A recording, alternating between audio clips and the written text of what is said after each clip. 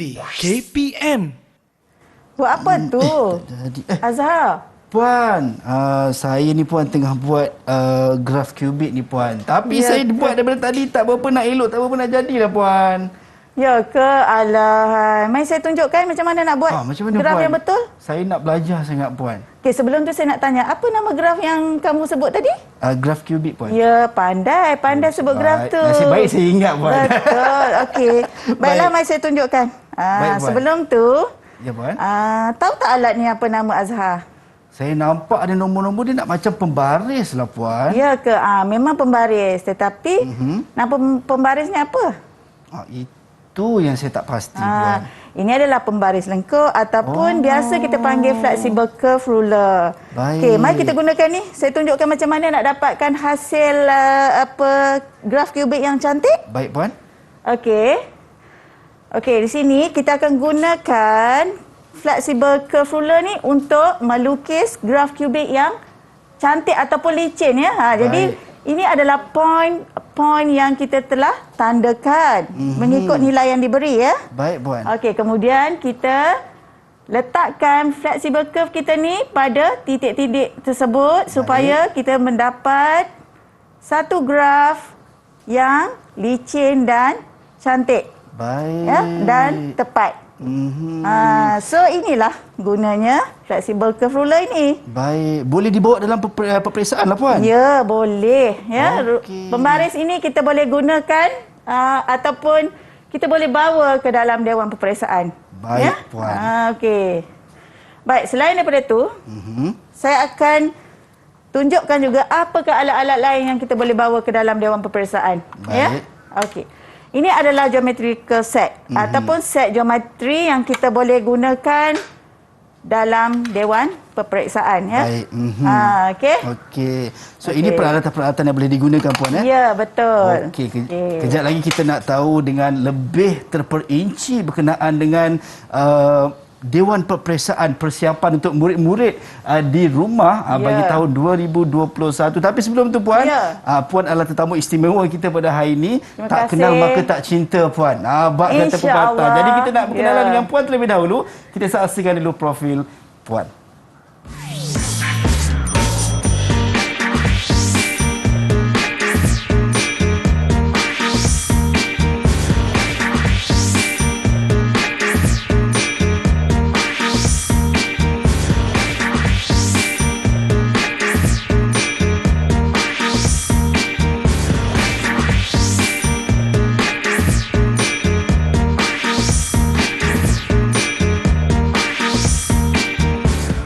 Assalamualaikum dan salam sejahtera. Anda sedang menyaksikan Sukses SPM 2021.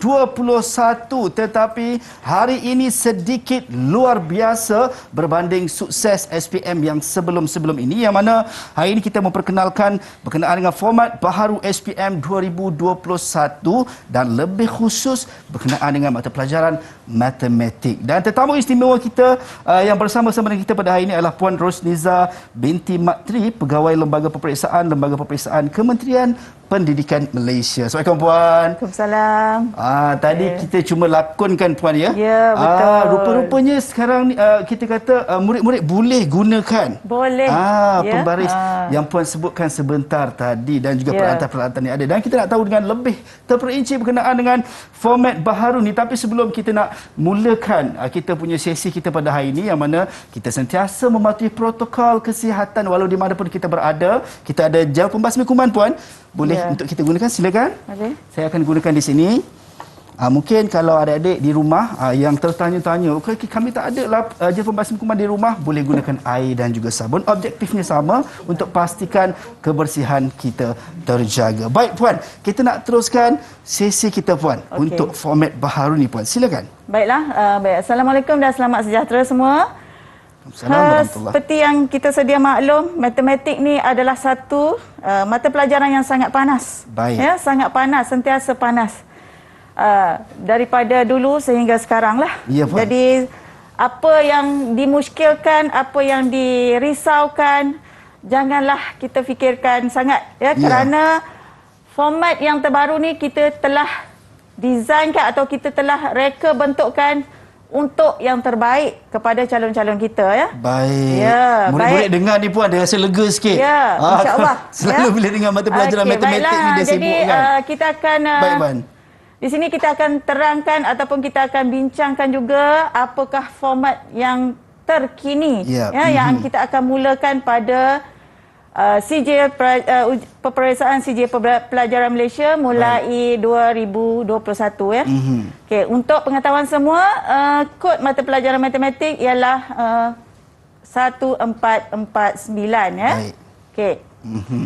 Baik, Puan. Ini adalah formatnya lah. Okey, seterusnya dalam pelajaran matematik ini kita sedia maklum bahawa terdapat matlamat matlamat KSSM matematik. Baik. Iaitu untuk membentuk murid menjadi seorang individu yang berfikrah matematik. Baik. Ya, sebenarnya dalam matlamat matematik ini matematik KSSM ni telah ramai yang menceritakan tentang apakah dia matlamat KSSM, apakah dia matlamat KSSM. Ya.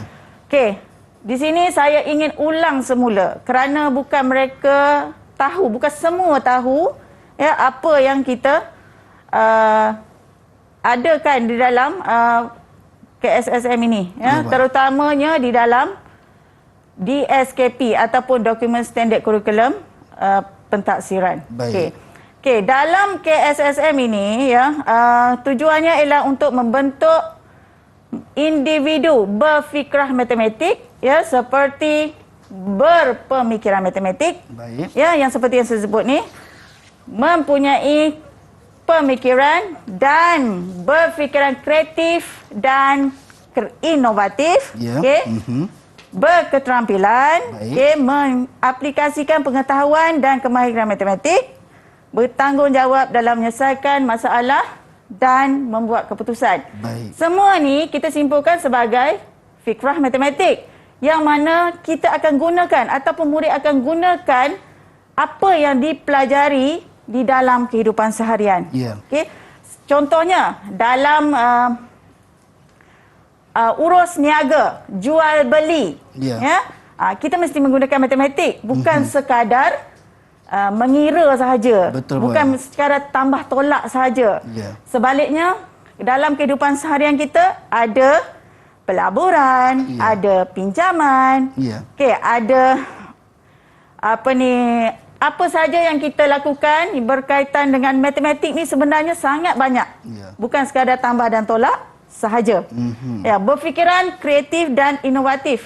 Okey, kita ingin membentuk murid supaya berfikiran inovatif dan kreatif ni supaya dia dapat menggunakan apa yang dipelajari itu di dalam kehidupan sehariannya.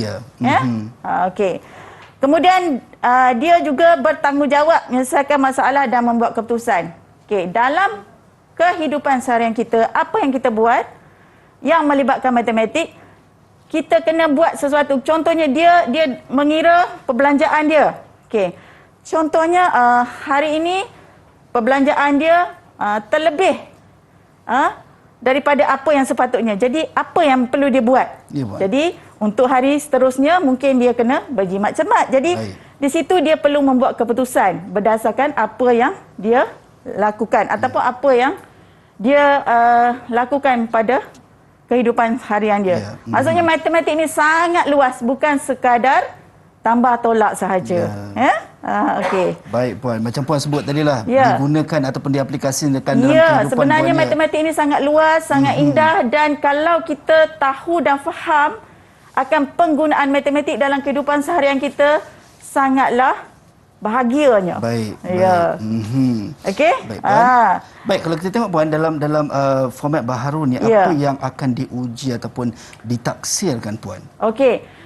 Baiklah, jika dibandingkan dengan format yang sebelumnya, tahun ini ada perubahan, tetapi ada yang sedikit perubahannya dan juga ada yang besar, perubahan yang banyaklah. Baik. Okey. Mari kita lihat apakah perubahan-perubahan itu ya. Baik, Puan. Okey. sebelum kita lihat perubahan tu, saya nak cerita dulu. Baik. Apa yang kita nak uji dalam matematik ni? Tadi kita dah tahu fikrah matematik supaya kita membentuk individu yang berinovatif, kreatif, bertanggungjawab dalam membuat keputusan dan sebagainya. Tapi sebelum tu, apa yang murid-murid tahu, ya?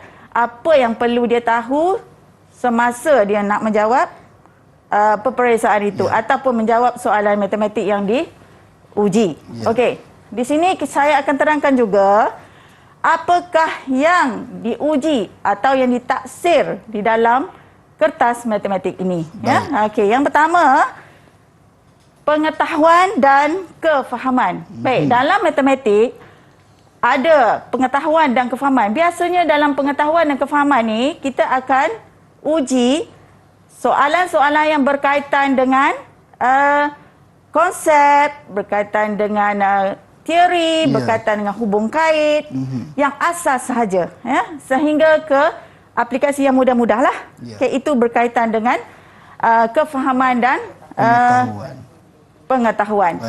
Dan pengetahuan dan kefahaman ni tidak semestinya soalan yang mudah saja. Ya, dia boleh jadi aras kesukaran dia tu tidak semestinya yang rendah saja. Yang penting apa yang kita nak uji ialah berkaitan dengan konsep, teori, hubung kait dan yang asas. Ya, itu adalah untuk sekali, Puan, ya. Ya, itu adalah untuk pengetahuan dan kefahaman. Baik. Ya. Okey. Untuk kemahiran mengaplikasi. Okey, apakah yang kita nak tanya ataupun apa yang kita nak uji dalam kemahiran aplikasi?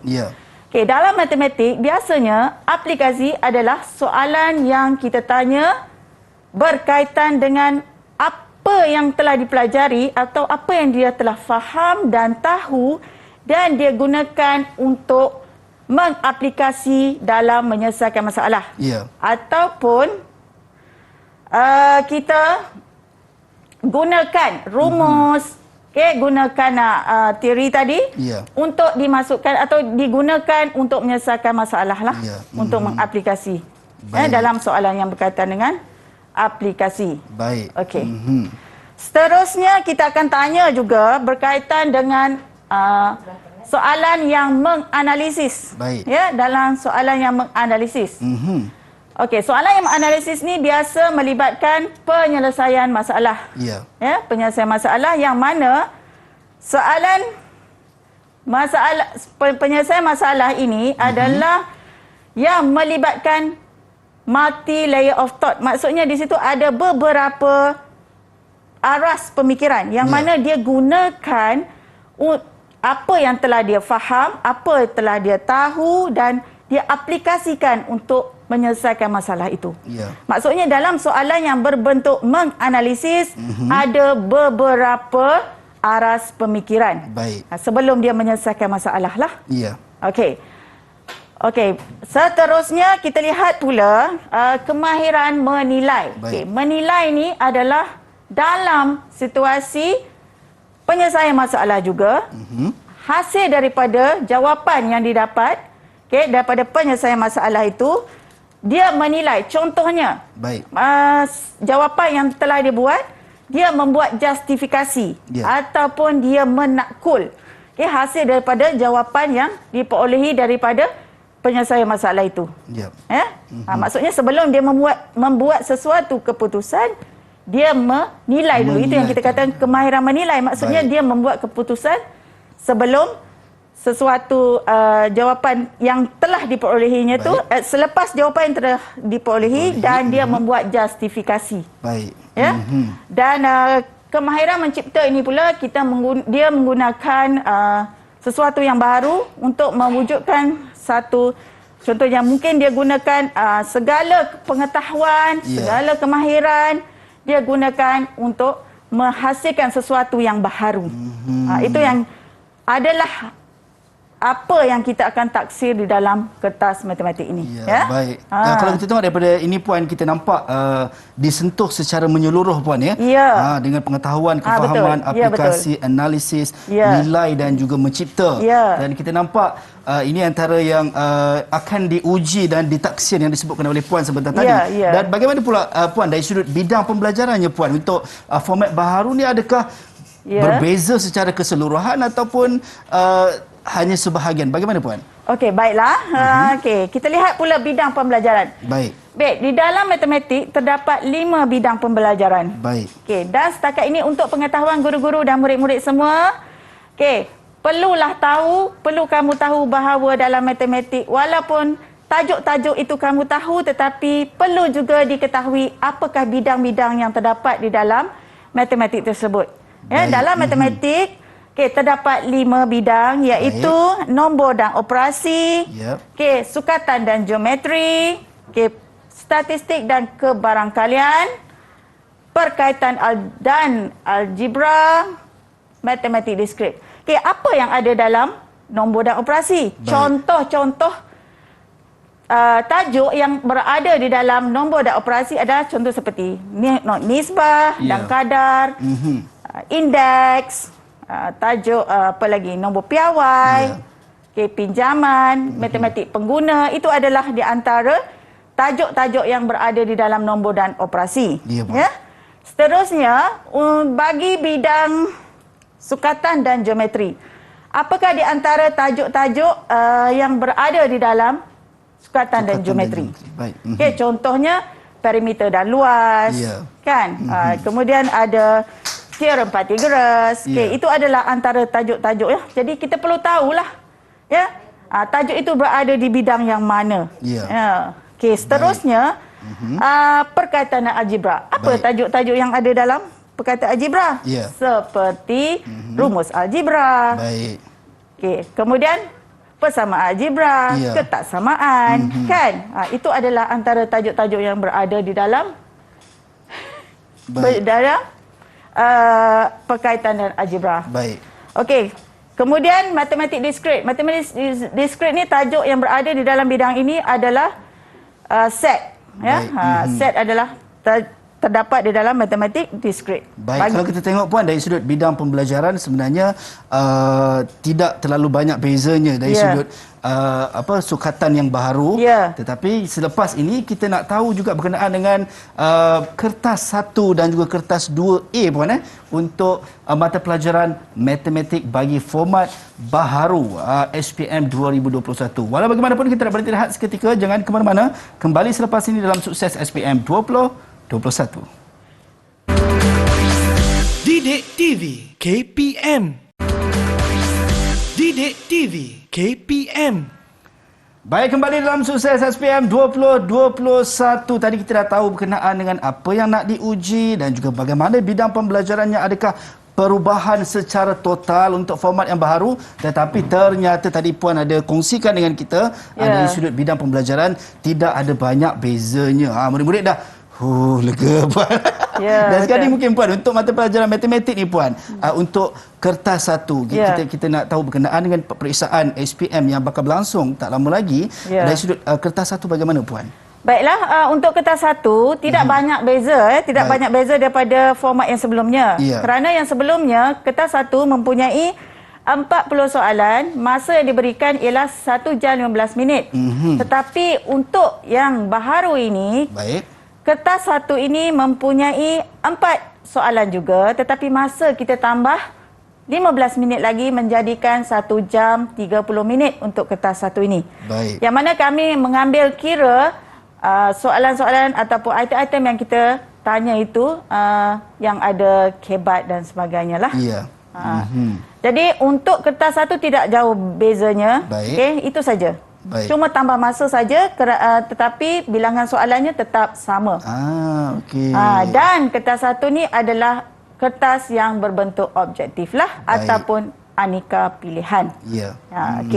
Apa yang ada dalam, apa yang kita katakan kertas objektif ataupun aneka pilihan ini? Biasanya kertas 1, untuk pengetahuan semua, kertas objektif adalah kertas yang mempunyai hanya satu jawapan sahaja. Baik. Dan kertas objektif, item ataupun soalan objektif juga, guru-guru dan murid-murid tahu bahawa ini adalah yang kita tanya di dalam kertas satu hanyalah aneka pilihan. Tetapi objektif ataupun soalan objektif ada yang lebih dari, bukan, maksud saya bukan lebih, tetapi jenis-jenis item objektif ini ada objektif aneka bentuk. Baik. Ya, bukan hanya aneka pilihan. Yang mana objektif ini bersifat dichotomous ataupun jawapan dia satu dan dia mempunyai stimulus seperti soalan-soalan lain. Kemudian dia juga mempunyai jawapan yang betul. Selain daripada itu, pilihan jawapan yang selain daripada yang betul itu kita panggil dia pengganggu ataupun distractor. Baik. Itu adalah kertas satu. So maksudnya Puan, kertas satu tidak ada beza, cuma perbezaannya adalah tambahan masa sahaja. Ya, tambahan masa sahaja. Baik, Puan. Okey.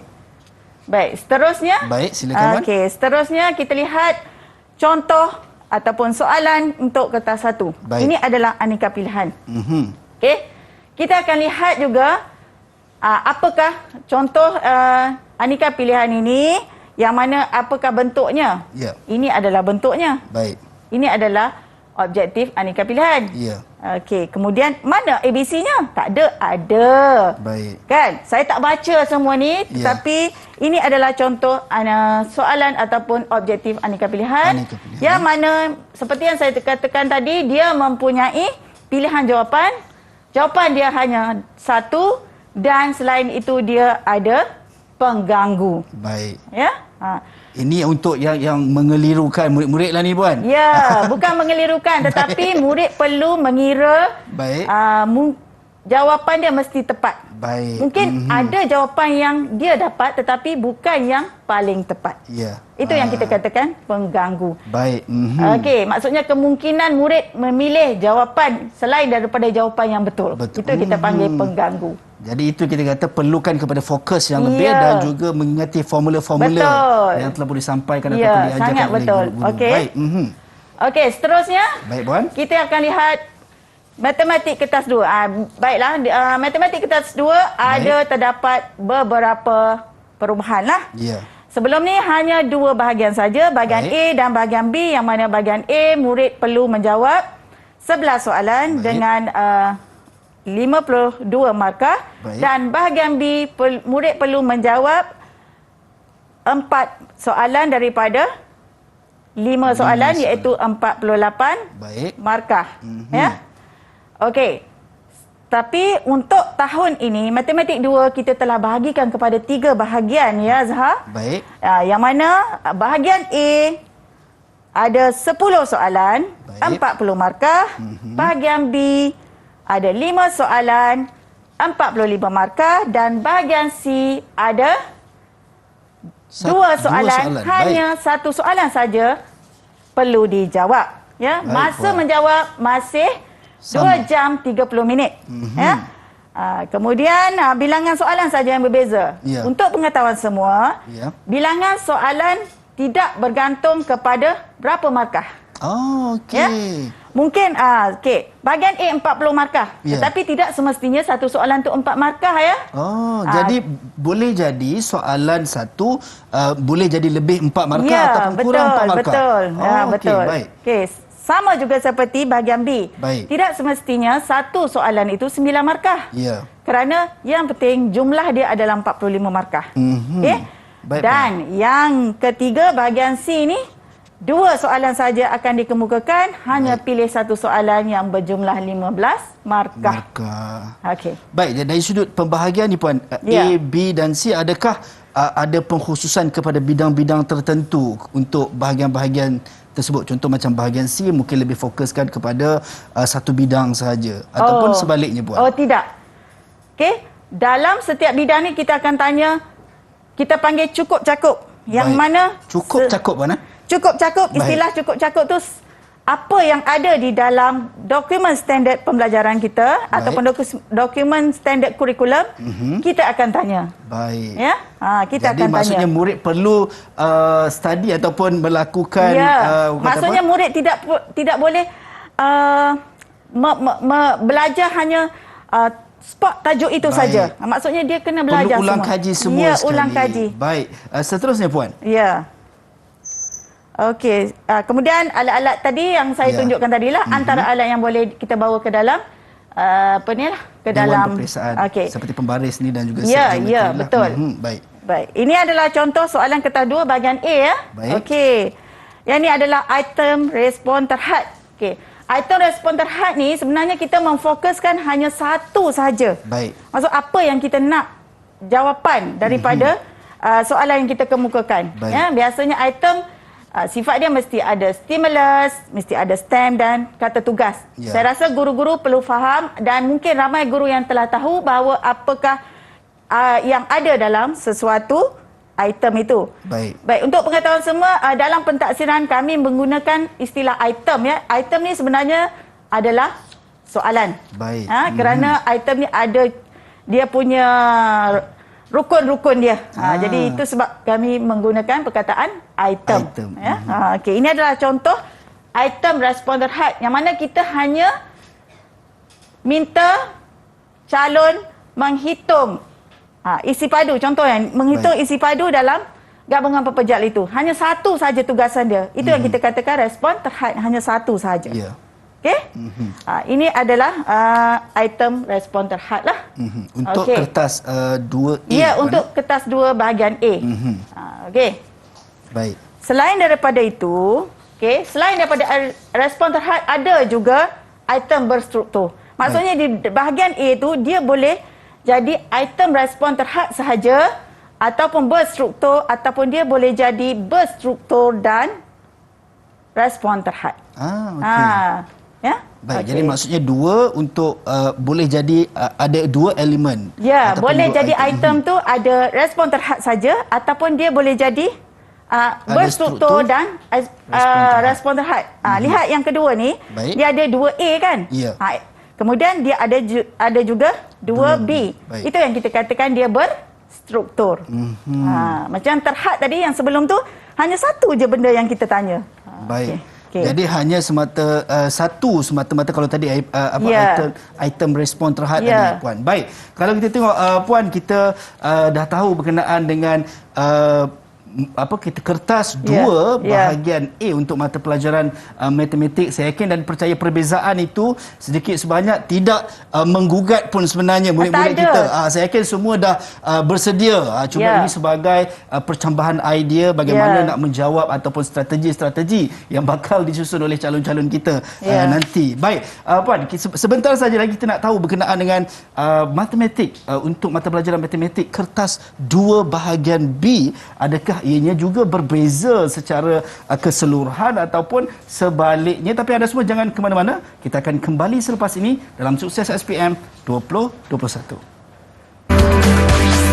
Didik TV KPM.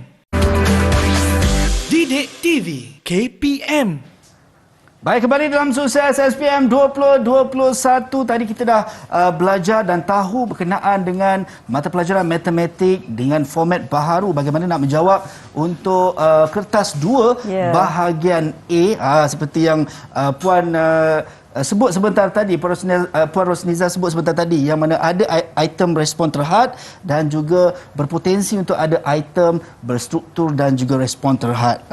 Jadi murid-murid semua perlu susun strategi sebaiknya untuk menjawab kertas peperiksaan SPM nanti. Baik, untuk kertas 2 bahagian B, bagaimana puan? Adakah berbeza banyak juga ataupun sebaliknya? Baiklah, untuk kertas 2 bahagian B, dia boleh jadi saya akan kita lihat di sini, dia boleh jadi respon terhad dan berstruktur juga untuk bahagian B. Kemudian ini adalah contoh bagi item berstruktur. Baik. Dan respon terhad untuk bahagian B lah. Dia lebih kurang sama, tetapi markah dia berbeza sedikit lah. Baik. Untuk bahagian B. Okay. Sebelum saya terlupa, untuk format kali ini, bahasa Melayu, soalan bahasa Melayu mendahului soalan bahasa Inggeris. Baik. Okey, jika kita lihat sebelum ni bahasa Inggeris di atas kan? Ya. Okey, dan sekarang ini kita lihat bahasa Melayu di atas, Baik. bahasa Inggeris di bawah. Ya. Baik. Okey. Walau bagaimanapun masih mengekalkan dua bahasa puan ya. Ya, kalau kita mesti cuma berbeza dari sudut kedudukan sahajalah yang seperti puan Rosniza sebut kepada kita. Baik. Ini adalah contoh respon terhad dan berstruktur bagi bahagian B lah. Baik. Okey, ini adalah ayat dia. Baik. Ataupun ini adalah kehendak soalan dia, ya. Baik. Okey, lihat di situ ada mana yang Azhar tengok soalan itu berstruktur. Sebab dia ada satu Roman tu puan. Ada satu Roman, ada A, B, kemudian ada satu Roman tu. Itu yang kita katakan berstruktur. Ya. Okey. Seterusnya, ini juga adalah contoh sambungan. Ya. Soalan yang tadi lah. Baik. Okey. Kemudian Kemudian kita nampak kesemuanya boleh kata gabungan ataupun ada elemen item berstruktur dan juga respon terhad puan ya untuk kertas B, kertas 2 bahagian B. Ya, betul. Yang puan sebutkan ataupun kongsikan sebentar tadi. Baik, kita nak teruskan puan untuk kertas 2 ni. Kita kalau kita tengok berbanding seperti yang puan sebut sebentar tadi, kertas 1 tidak ada perbezaan, hanya penambahan masa. Saya yakin dan percaya para calon semua yang mungkin mendengar rasa sedikit lega puan. Kalau sebelum ni rasa macam ya Allah tak cukup masa ni puan kan. Ditambah lagi 15 minit dan ini saya rasa masa yang sangat mencukupi untuk kesemua calon nak siapkan kertas 1 dan sekarang kita fokuskan kepada kertas 2. Kalau kita lihat tadi kertas 2 bahagian A dan juga bahagian B terdapat perbezaan format yang sebelum ini dan dengan format yang baru. Bagaimana pula puan untuk bahagian C ni puan? Baik. Untuk bahagian C, bagi format baru ni markahnya ialah 15. Baik. Ya. Seperti yang saya maklumkan tadi, ada 2 soalan akan dikemukakan. Calon hanya memilih 1 soalan saja. Ya, pilihan maksudnya dia ada pilihan lah, sama ada jawab yang mana satu yang dia nak jawab. Ya. Okey, dalam bahagian sini untuk pengetahuan semua, soalan-soalan yang kita tanya ialah soalan yang berstruktur. Baik. Ya, berstruktur dan dia bukanlah satu soalan yang datang dari satu tajuk yang sama. Baik. Bukan datang dari tajuk yang sama. Dia boleh dari pelbagai tajuk. Dan sekurang-kurangnya satu soalan yang bernilai 15 markah itu boleh datang dari sekurang-kurangnya 2 bidang. Baik. Ya, dia boleh lebih daripada 2 bidang, tapi bukan satu bidang. Dia boleh lebih daripada itu. Maksudnya sekurang-kurangnya mesti 2 bidang yang ada dalam soalan bahagian C. Okey, mari kita lihat apa benda yang ada dalam bahagian C ni. Baik puan. Okey, ini soalan berstruktur. Ini adalah contohlah. Contohnya tema dia Hari Guru je. Okey, ini adalah statement soalan itu. Baik. Ini statement dia. Okey, kemudian kita lihat apa yang ada dekat situ. Okey, item yang pertama dia item berstruktur tadi kan. Okey, first dia ada tema. Kemudian kedua dia ada dia kata item dia berstruktur, ada ABC, ada anak-anak dia lah. Okey, kemudian kita lihat pula apakah yang ditanya. Okey, yang A ni dia tanya berkaitan dengan peratus. Baik. Okey, ingat ya tadi kita kata ada 5 bidang kan? Okey, ini adalah peratus. Kemudian yang kedua tu dia kata hitungkan dalam RM. Baik. Okey, peratus dengan RM. Itu bidang apa tu? Bidang nombor dan operasi. Baik. Okey, lihat.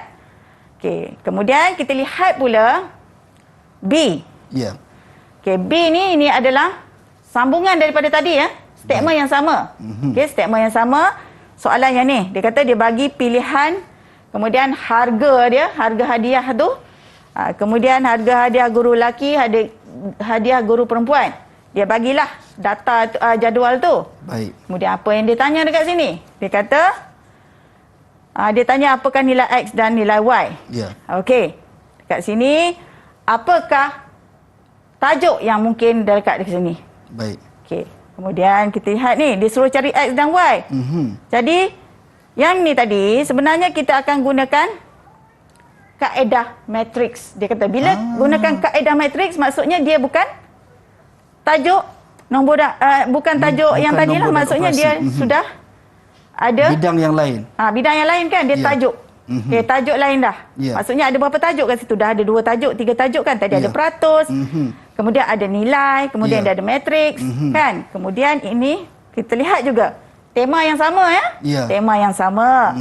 Okey, kemudian sorry. Okey, yang ni kita lihat pula, kita dah cari nilai X dan Y. Kemudian menggunakan sambungan dari tadi. Okey, Ya. kita lihat pula, dia kata bila dia dah dapat jawapan tu, Baik. menggunakan kaedah matriks tu, dia dah dapat jawapan dah. Ya.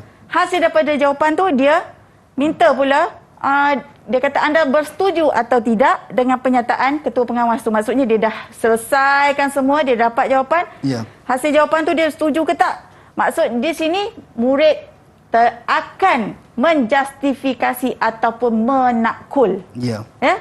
Dekat situlah yang kita katakan konstruk menakul tu. Baik. Ya, menakul ataupun dia membuat keputusan ataupun dia menilai di situ.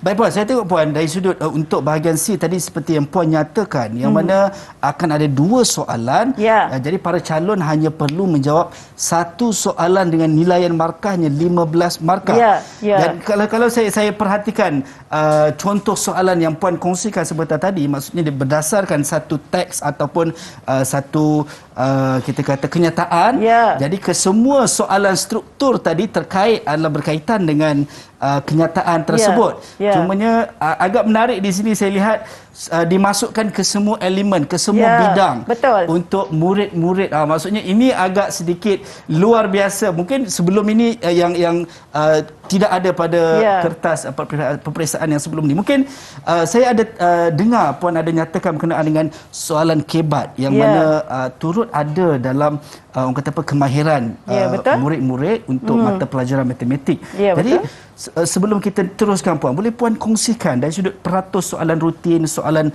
bukan rutin dan soalan kebat untuk calon-calon SPM ni Puan. Okey, baiklah. Terima kasih Azhar. Sebenarnya tidak ada satu spesifik berapa bilangan soalan rutin, berapa soalan, berapa tajuk berapa tajuk rutin, berapa tajuk non rutin, berapa kebat. Tapi secara keseluruhannya berdasarkan JSU, dia mesti ada JSU lah. Saya rasa guru-guru dan guru-guru tahulah apa itu JSU. Berdasarkan JSU, aras kesukaran telah ditentukan. Contohnya 532 yang mana 5 adalah aras rendah, 3 adalah aras sederhana dan 2 adalah aras tinggi. Baik. Di situ dalam 532 tu juga kita akan masukkan elemen kebat lah. Yang mana secara keseluruhannya kebat adalah 50% ya sekarang ni. Baik, itu dia. Ya. Maksudnya Puan, saya baru nak bagi peluang kepada murid-murid kita tahu berapa peratus. Tapi tak ada Puan secara tak ada. terperinci peratusnya tidak ada, tapi seperti Puan nyatakan tadi ada aras rendah, aras sederhana dan juga aras tinggi. So macam mana sekalipun tetap tak boleh orang kata apa nak culas. Jangan cuba-cuba ramal. Jangan cuba-cuba ramal. Baik. Yang paling penting sebenarnya adalah perlu mengulang kaji ke semua bidang, faham dan juga kuasai kesemuanya. InsyaAllah semua boleh menjawab dengan baik. Puan, sebelum kita nak habiskan untuk mata pelajaran matematik untuk kertas 2 bahagian C ni Puan, kita nak beristirahat seketika. Jadi semua jangan ke mana-mana, kembali selepas ini dalam Sukses SPM 2021. Didik TV KPM. Didik TV KPM. Baik, kembali dalam Sukses SPM 2021. Kita bersama dengan Puan Rosniza binti Mat Tri, Pegawai Lembaga Peperiksaan Kementerian Pendidikan Malaysia. Ini berkenaan dengan pengkhususan, kita bincangkan berkenaan dengan mata pelajaran matematik untuk kertas 1, kertas 2 bahagian A, kertas 2 bahagian B dan kita masuk kertas 2 bahagian C. Ini ya, yang betul. semua mula rasa takut, Puan. Tiba-tiba ada lagi satu bahagian pula ni kan. Jangan takut. Baik, kita nak teruskan, Puan. Silakan. Ya, okey. Sekarang kita teruskan ya bahagian C. Baik. Okey, ini tadi tajuk yang sama, Ya. tema yang sama, tetapi kita boleh tanya pelbagai soalan. Baik. Okey, ini seterusnya. Okey, di sini tadi kita lihat apakah keputusan ataupun bagaimanakah dia membuat justifikasi berdasarkan jawapan yang diperolehi. Ya. Okey. Seterusnya di sini ada pula guru yang bermurah hati dalam menyumbang minyak wangi pula okey. Kemudian kita lihat apa yang ditanyanya berkaitan dengan minyak wangi ni. Ya. Okey, kita lihat pula dekat sini ada botol minyak wangi, diagram ataupun rajah minyak wangi dan ada rajah di sebelahnya tu ya. Ya. Okey, kemudian apa yang dia nak tanya agaknya ya? Mari kita lihat. Kita tengok soalannya. Soalannya okey. dia kata cari nilai minimum bagi Y. Baik. Jika botol minyak wangi itu dapat dimuatkan dalam kotak itu. Ya, dapat dimasukkan dalam kotak itulah. Ya. Okey, kalau di sini Azhar lihat apakah agaknya tajuk yang kita tanya di sini. Baik, kalau di sini Puan di kita bawah lihat. Okey, contoh bila dia tanya ni nilai minimum ni maksudnya dia adalah berkaitan dengan ketaksamaan linear. Baik. Okey, ketaksamaan linear. Maksudnya dah banyak tajuk dalam satu soalan, betul tak? Digabungkan ke semua sekali, Ya, Puan. banyak tajuk kita boleh tanya dalam satu tema. Ya. Okey, kerana dia berstruktur. Kita boleh tanya macam-macam. Bagi satu tajuk, kita tanyalah apa yang kita nak tanya. Ya. Jadi dekat sini jangan kita kata bahawa matematik tu satu tajuk kita jawab untuk satu soalan saja. Ya. Tidak, kerana satu tema boleh jadi pelbagai tajuk yang berada di dalam itu. Baik. Ya? Okey, berkaitan dengan kebat tadi, Ya. kebat itu memang saya kata 50%, tetapi 50% tu datangnya dari gabungan kertas 1 dan kertas 2. Maksudnya gabungan secara keseluruhan. Baik. Bukan kertas 2 sahaja ada kebat. Okey, bukan kertas 1 sahaja ada kebat. Ya, kerana gabungan kertas 1 dan kertas 2, okey, 50%. Baik. Jadi gabungan kedua-dua kertas tadi barulah nilai tadi 50%. Ya, betul. Baik.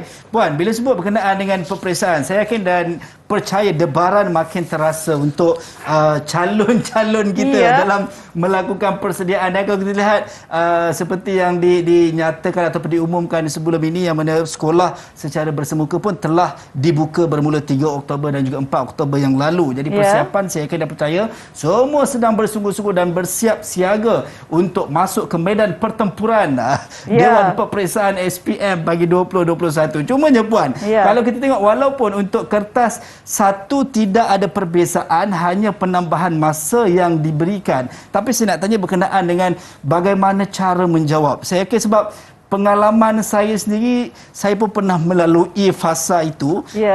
Tadi Puan sebut 40 soalan. Walaupun 40 soalan, tak semestinya semua markahnya sama untuk setiap soalan. Jadi untuk jawapan tu, Puan, kalau kita tengok jawapan objektif, kan, kita cara nak lorek tu, sebab kadang-kadang ada yang suka buat tanda right, tanda betul, ada yang buat bulat, kan, macam-macam style ataupun macam-macam gaya yang dilakukan. Seperti saya nampak Puan ada bawa juga contoh kertas jawapan untuk kertas 1. Bagaimana, Puan? Adakah right macam tu dibenarkan juga ataupun bulat tu dibenarkan juga asalkan ada tanda di situ? Bagaimana, Puan? Baik, mari sini kita lihat bagaimana kita kertas objektif yang ditanda oleh calon-calon. Ya. Baik, di sini adalah contoh kertas objektif ataupun jawapan yang dijawab oleh calon, yang mana setiap jawapan pada kertas satu ataupun kertas objektif kita perlu hitamkan dengan betul pada ruangan yang disediakan. Ya, hitamkan menggunakan pensel 2B atau BB sahaja. Baik. Ya, gunakan pensel tu. Ya, tidak digalakkan ataupun kalau boleh jangan guna pensel mechanical. Kerana dia akan menjejaskan kertas itu. Mungkin dia akan berlubang. Baik. Dan mungkin dia tidak boleh di scan. Ya. Jadi ini adalah contoh jawapan yang kita hitamkan dengan betul. Ya. Ini adalah contoh-contoh jawapan. Ya. Okey. Kemudian mari kita lihat contoh-contoh jawapan ataupun yang ditanda oleh calon-calon kita yang tidak boleh diterima ataupun dia tidak boleh kita maksudnya mesin tu tak boleh nak baca. Baik. Apakah jawapan yang dia tanda walaupun apa yang dia buat tu adalah betul. Baik. Ya, mari kita lihat. Okey, yang ini adalah contoh-contoh jawapan yang ditanda oleh calon yang tidak boleh diterima walaupun jawapannya betul ya. Jadi kalau macam tu Puan tidak diterima memang secara keseluruhan memang tak diterima langsung. Ya, tidak. Sebab kadang-kadang ada saya waktu zaman belajar dulu pernah juga buat macam tu Puan, tapi macam kita write dulu just nak tanda nanti dah selesai kita tengok keseluruhan soalan dah semak balik, bila dah yakin baru kita akan bulatkan ataupun lorekkan betul-betul. Jadi kadang-kadang terlepas bila tak cukup masa kan. Jadi tinggallah ada right tu. Jadi tak boleh lah Puan. Tak boleh. Pastikan padam. Yang mana nombor mungkin tanda pada nombor kan. Okey, pastikan kita padam dulu. Bersihkan hanya jawapan yang kita hitamkan saja yang ada pada kertas OMR itu. Dan lagi satu Puan, kalau bila jawab kertas satu ni yang sangat luar biasa ni, kalau zaman belajar dulu ni sangat popular lah Puan.